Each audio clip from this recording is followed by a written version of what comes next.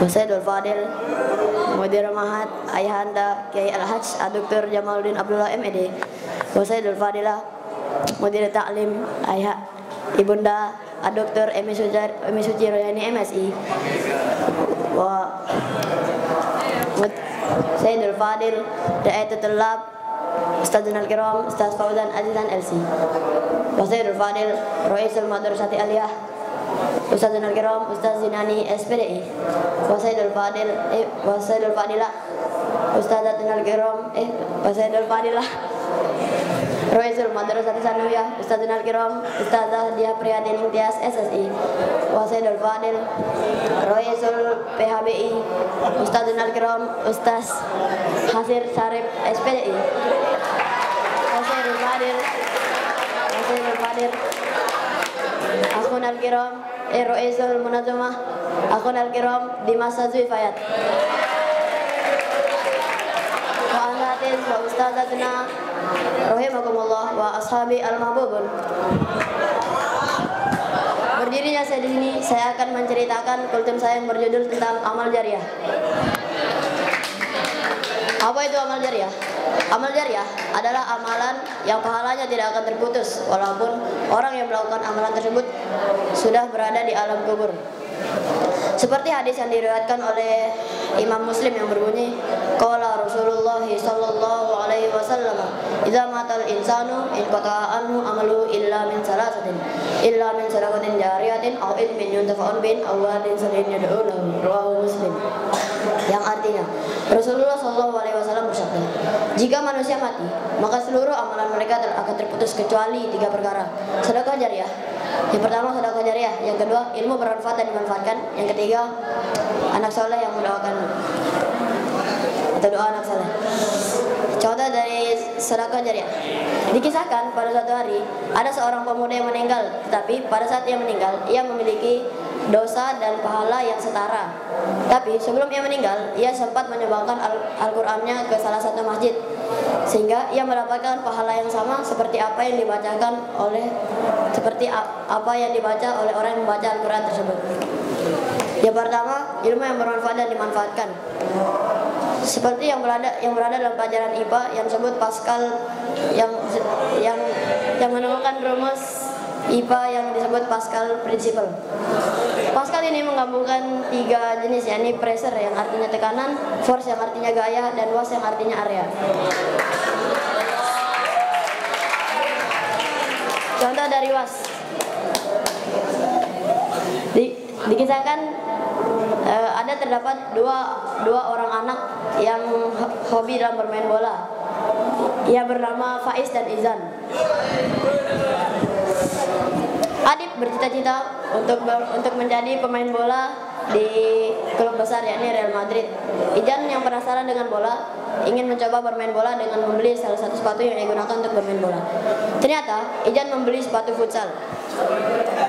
Saat ia bermain, di tengah-tengah permainan, ternyata Izan terjatuh karena sepatunya tidak memiliki gigi sehingga ia licin.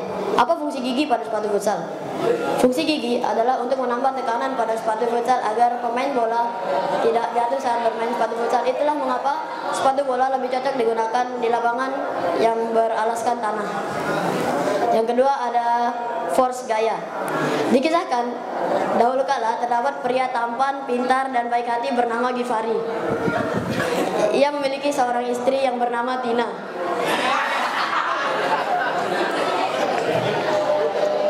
Kisah Gifari ini tersebar ke penjuru negeri sehingga tersampaikan pada telinga raja. Kemudian raja tersebut ingin memesan sepatu dari Gifari. Ia pun memanggil Gifari yang datang beserta istrinya. Raja pun terpesona akibat melihat kecantikan dari istri Gifari, sehingga raja pun memesan sepatu Gifari dengan harga 1 ton emas. Gifari yang bahagia kembali ke rumahnya untuk membuatkan sepatu spesial untuk sang raja. Setelah 1 minggu berlalu untuk membuat sepatu, dia pun kembali ke kerajaan yang kemarin didatanginya.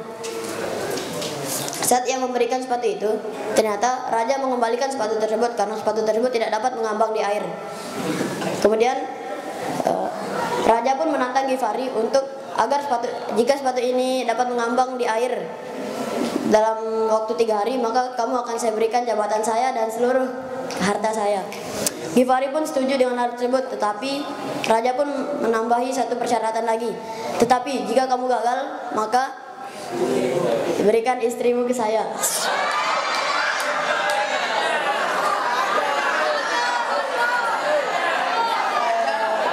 Ghifari pun setuju akan hal tersebut, sehingga Ghifari kembali ke rumahnya untuk membuat sepatunya mengambang di air.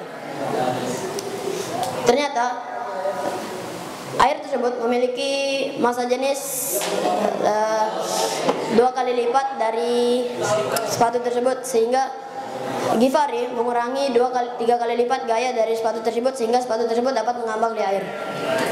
Saat dia memberikan sepatu tersebut, raja kaget karena sepatunya dalam waktu 1 hari dapat mengambang di air. Ternyata Ghifari mengurangi gaya pada sepatu tersebut, sehingga sepatunya dapat mengambang di air. Itulah pembahasan mengenai Pascal Principle. Pascal Principle menggunakan rumus ini untuk menggerakkan gaya beban sebesar-besarnya dengan gaya yang sekecil-kecilnya. Hal seperti ini banyak digunakan seperti payung dan Masjid Nabawi yang berada di Mekah.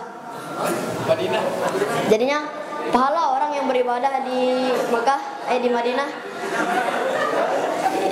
Pascal Principle akan mendapatkan pahala yang sama seperti apa yang dikerjakan orang yang beribadah di sana.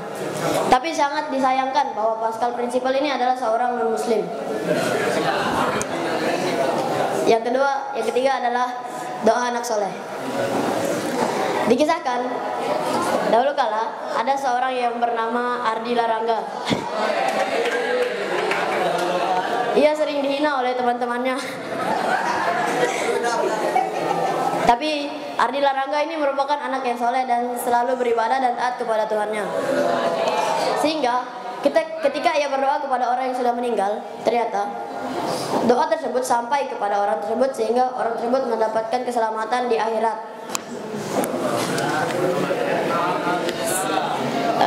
Saya memiliki pantun.